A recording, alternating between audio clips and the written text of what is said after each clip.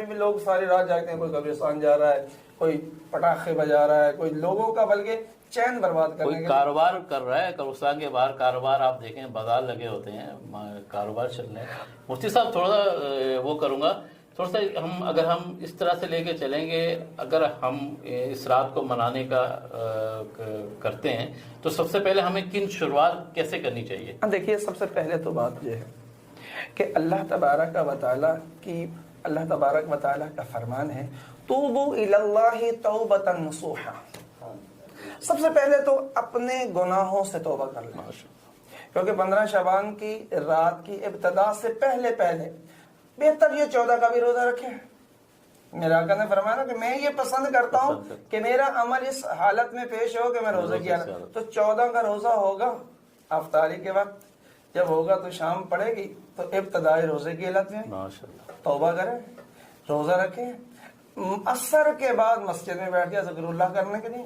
کہ جب نامہ اعمال تبدیل ہو تو اس حالت میں کہ اللہ کا ذکر کر رہا تھا۔ بے شک۔ تو دوسری بات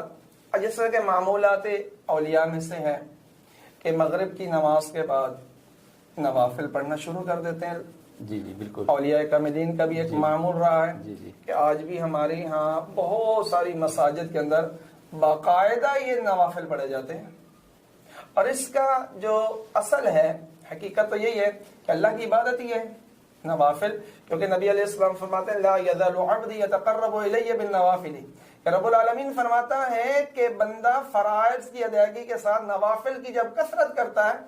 میں انہیں اپنے قرب سے نوازتا ہوں، اور جب میں انہیں محبوب بناتا ہوں اللہ فرماتا ہے کنت سمعہ الذی یسمع بہ، میں اس کے کان بنتا ہوں جس سے وہ سنتا ہے، میں زبان بنتا ہوں جس سے وہ بولتا ہے، میں آنکھ بنتا ہوں جس سے وہ دیکھتا ہے۔ پھر بندے کا مقام کیا ہوتا ہے لئن سألنی لأوتینہ، پھر جب مجھ سے مانگتا ہے میں اسے عطا کرتا ہوں۔ تو بہتر تو یہ ہے کہ مغرب کی نماز سے پہلے ہی مسجد میں بیٹھے، مغرب ہوتے ہی فرض ادا کریں، فرض کے بعد 6 رکعت نفل ادا کریں۔ بزرگوں کا معمول ہے کہ 2 رکعت نفل درازی عمل بالخیل کے پڑھتے ہیں، پھر 2 رکعت نماز نفل جو ہے بلاؤں سے مصیبتوں سے خلاصی کے لیے پڑھے جاتے ہیں، پھر 2 رکعت نفل جو ہے وہ اس لیے پڑھے جاتے ہیں، پہلے نیت یہ کی جاتی ہے کہ اے اللہ اپنے سوا مجھے غیروں کی احتیاجی سے محفوظ فرما۔ اور ان کے پڑھنے کا جو صحیح طریقہ ہے وہ یہ ہے کہ 2 رکعت نفل پڑھنے سے پہلے یہ نیت کر لے درازی عمر بالخیر، پھر 2 رکعت نفل پڑھیں، پھر 21 مرتبہ سورہ اخلاص کی تلاوت کریں، قل هو اللہ احد اللہ الصمد، 21 مرتبہ اس سورت کی اول تاخر تلاوت کریں، یا پھر سورہ یاسین کی تلاوت کریں یا سورہ یاسین سن لیں، پھر اس کے بعد نصف شعبان کی جو دعا ہے وہ پڑھیں، پھر دوبارہ 2 پڑھیں، اس سے پہلے نیت کریں کہ اللہ تعالیٰ مجھے مصیبتوں سے محفوظ رکھے، پھر تیسری بار پڑھیں، اس میں یہ نیت کرے کہ اللہ تعالیٰ مجھے اپنے سوا غیروں کی محتاجی سے محفوظ کرے۔ تو یہ 6 رکعت نفل اس طرح مغرب تا عشاء۔ اچھا حضرت یہ بعض جماعت تو نہیں ہوتی؟ نہیں، دیکھیں نوافل کی جماعت کے اندر علماء کا اختلاف ہے، بالتداعی یعنی اعلان کر کے بلا کے جماعت کرنے کو بعض علماء نے مکروہ قرار دیا۔ تو یہ اجتماع ہوتا ہے، لوگ اکٹھے ہوتے ہیں، اجتماعی عبادت ہوتی ہے، لوگ اپنا اپنا پڑھتے ہیں، اور باقی جو وظائف وغیرہ ہوتا ہے وہ قرآن کی تلاوت ہوتی ہے وہ سنتے ہیں، تو یہ ہوتا ہے مغرب تا عشاء کے بعد۔ اچھا اب آپ نے بیری کے پتوں کا بھی ایک جملہ فرمایا۔ جی بالکل، یہ زیادہ تر جو ہے ہمارے جو لوگ ہیں مسلمان بھائی اس چیز پہ تھوڑا سا یہ کرتے ہیں کہ اس کو کس طرح سے کرنا چاہیے، اس میں کوئی قرآن و حدیث کی روشنی میں کیا ہے اس میں؟ دیکھیے اصل تو قرآن اور حدیث کو جب دیکھا جائے تو قرآن و حدیث میں ہمارے لیے تو بالکل واضح ہے کہ نبی علیہ السلام نے جو عمل کیا ہمیں وہی کرنا ہے، اور جس سے آقا علیہ السلام نے منع کیا اسے رکنا ہے، بالکل۔ تو اب قرآن کے اندر تو یہ ہے کہ کسی پہ جادو ہے، کسی پہ جادو ہو جائے، نظر بد ہو جائے وغیرہ وغیرہ، تو قرآن کی آیات ہے، سورہ فلق ہے، سورہ ناس ہے، اور بھی قرآن سورہ کوثر ہے، ان کو پڑھ کے تلاوت کر انشاءاللہ اللہ تعالیٰ اس سے محفوظ رکھے گا۔ لیکن بعض بزرگوں نے یہ بھی لکھا کہ بعض ایک ٹوٹکے ہوتے ہیں، ٹوٹکے تو یہ بھی جائز ہیں جو اگر خلاف شرع نہ ہو تو علماء نے لکھا کتابوں کے اندر کہ بیری کے 7 پتے لیے جائیں، ان میں پانی میں ڈال کے جوش لایا جائے، اس کو جب پانی نہانے کے قابل ہو نہا لے، اس کے بعد یہ ہو سکتا ہے کہ اس کی بدولت اللہ تعالیٰ اسے جادو وغیرہ سحر وغیرہ کے اثر سے محفوظ رکھے، اثر سے محفوظ رکھے، وگرنہ حقیقت تو یہ ہم نے قرآن و سنت کو نہیں چھوڑنا، اصل وہ ہے، یہ ایک ٹوٹکا ہے، علماء نے بیان کیا ہے، اور یہ قرآن و تمام کر لیں تو یہ بھی کر لیا جائے، قرآن و سنت کے خلاف بھی نہیں ہے نا۔ اصل تو وہاں رکنا چاہیے جو قرآن۔ اچھا بہت سے لوگ ایسے بھی ہوتے ہیں، یہ عجیب ہے، یہ دیکھو یہ کیا کر رہے ہیں، کہاں عوام کو لگا رہے ہیں؟ بھائی عوام کو کسی غلط راہ پہ تو نہیں لگا رہے، ایک اچھی طرف ہی لے جا رہے ہیں، ایک اچھا ایک طریقہ بتایا جا رہا ہے، اس میں کرنے میں حرج کیا ہے؟ تو کر لیا جائے تو بہتر ہے، نہ کہ جو لازم نہیں ہے، لازم نہیں ہے، یہ کر لیا ہے تو بہتر ہے۔ ناظرین کرام، مفتی صاحب ہمارے ساتھ موجود ہیں، ایک اور سوال کی طرف جائیں گے، اور اس سے پہلے لیتے ہیں ایک شارٹ بریک۔ باب رحمت کھلا آج کی رات ہے، یا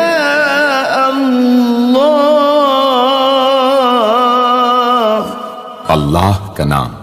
جو شخص روزانہ 1000 مرتبہ یا اللہ پڑھے گا، انشاءاللہ اس کے دل سے تمام شکوک و شبہات دور ہو جائیں گے اور عزم و یقین کی قوت نصیب ہوگی۔ جو لا علاج مریض بکثرت یا اللہ کا ورد رکھے اور اس کے بعد شفا کی دعا مانگے، اس کو شفائے کامل نصیب ہوگی۔ باب رحمت کھلا آج کی رات ہے۔ Welcome back. ناظرین کرام،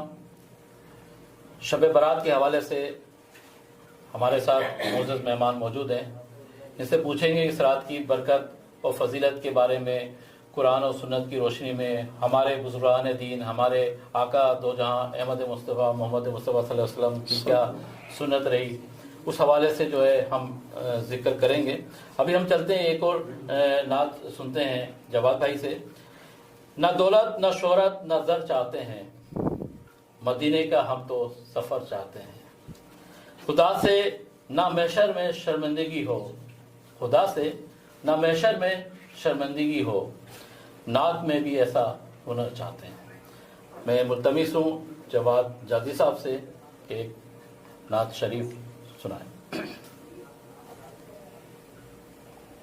صلی علی نبینا صلی علی نبینا صلی علی محمد صلی علی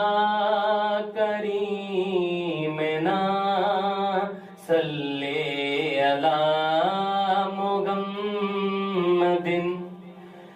صلی علی شفیعنا صلی علی محمد صلی علی شفیعنا صلی علی محمد صلی علی کریمنا صلی علی محمد۔ ہم بھی مدینے جائیں گے، آج نہیں تو کل سہی، آقا ہمیں بلائیں گے، آقا ہمیں بلائیں گے، آج نہیں تو کل سہی، پڑھیے صلی علی نبینا صلی علی محمد۔ وہ جو نہ تھے تو کچھ نہ تھا، وہ جو نہ ہو نہ وہ جان ہے وہ جہان کی جانے گے تو جہان ہے صلی علی نبینا صلی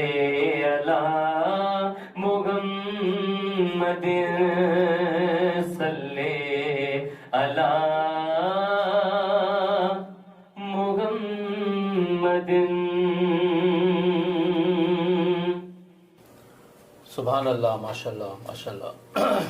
سبحان اللہ۔ ناظرین سامعین اکرام، دوبارہ سوالات کی جانب آتے ہیں۔ مفتی صاحب یہ فرمائیے گا کہ قبرستان کے حوالے سے بھی آپ نے ابھی پہلے ذکر کیا کہ آقا صلی اللہ علیہ وسلم جنت البقیع میں تشریف فرما تھے،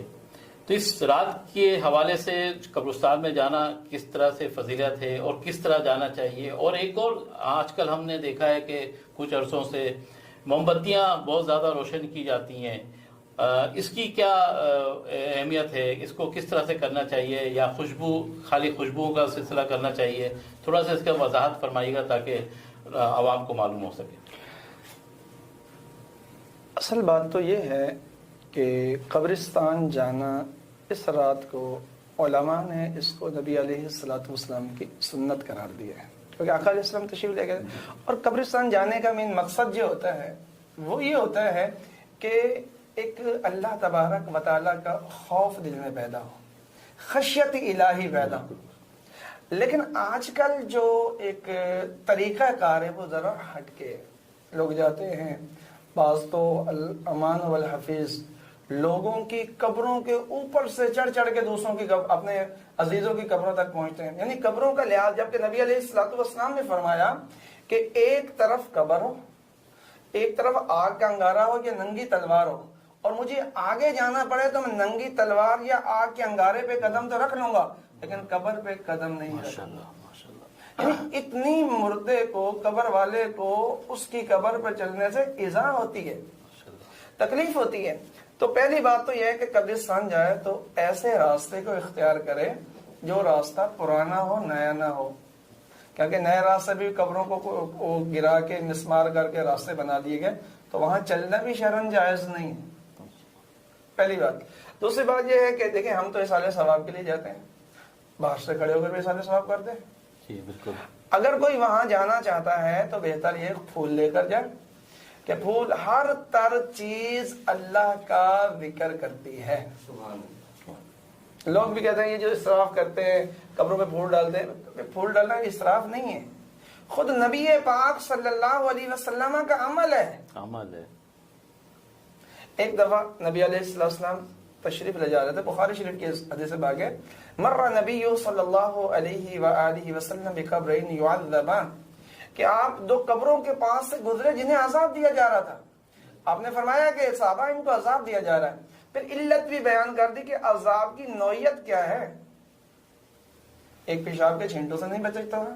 ایک چغل خوری کرتا تھا، علت بتا دی۔ پھر فرمایا کہ اس کھجور کی شاخ توڑ کے لاؤ، اس کی شاخ توڑ کے لائی، اس کے دو حصے کیے، ایک قبر پہ گاڑ دی، ایک قبر پہ گاڑ دی۔ اب صحابہ نے عرض کی یا رسول اللہ صلی اللہ علیہ وسلم یہ کیوں؟ تو فرمایا یہ تر ہے، جب تک تر رہے گی ہر تر چیز اللہ کا ذکر کرتی ہے، لہذا ان کو سکون ملے گا، راحت ملے گا۔ اس سے علماء قیاس کرتے ہیں کہ قبروں پر پھول ڈالنا بھی جائز ہے، اور پھول ہوتے ہی تر ہے، بالکل ہے،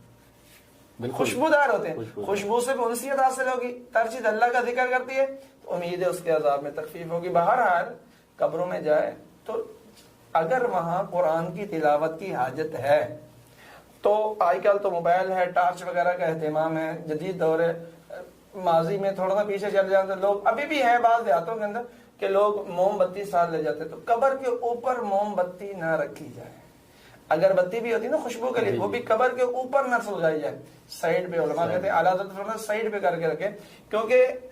اس کا جو اوپر جلانے کا ایک عمل ہے یہ مناسب نہیں ہے، اس کو شگون صحیح نہیں لیا جاتا، آگ نہیں ہونی چاہیے، تو اس لیے سائڈ میں جلائے۔ اور قرآن بھی پڑھنا ہے تو تو اس کے اوپر نہ بلکہ سائڈ پہ رکھے